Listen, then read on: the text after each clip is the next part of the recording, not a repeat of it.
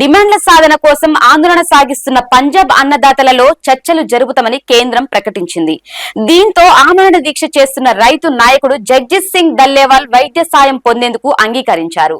అయితే పంటల కనీస మద్దతు ధరలకు చట్టబద్ధత కల్పించేంత వరకు నిరవధిక దీక్ష కొనసాగుతుందని ఆయన స్పష్టం చేశారు. పంజాబ్ లో నిరసన తెలుపుతున్న రైతులతో ఫిబ్రవరి 14న చండీగఢ్ లో చర్చలు జరుపుతామని కేంద్ర ప్రభుత్వం తెలిపింది.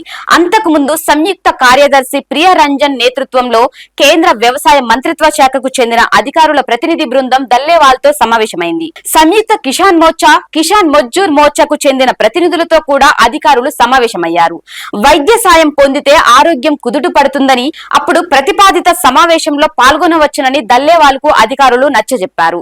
అందుకు దల్లేవాల్ అంగీకరించారు. దల్లేవాల్ కు సెలెన్ ఎక్కించి వైద్య సాయం అందిస్తున్న చిత్రాలను రైతులు విడుదల చేశారు. ప్రతిపాదిత సమావేశం చండీగఢ్ లోని Mahatma Gandhi state institute of public administration లో ఫిబ్రవరి 14వ తేదీ సాయంత్రం 5 గంటలకు జరుగుతుంది.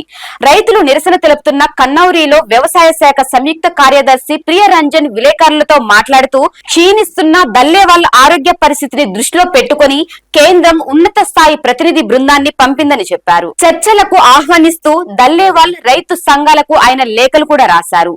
ప్రతిపాదిత సమావేశంలో రైతులతో కేంద్ర, రాష్ట్ర ప్రభుత్వాల అధికారులు చర్చలు జరుపుతారని ఆయన తెలిపారు.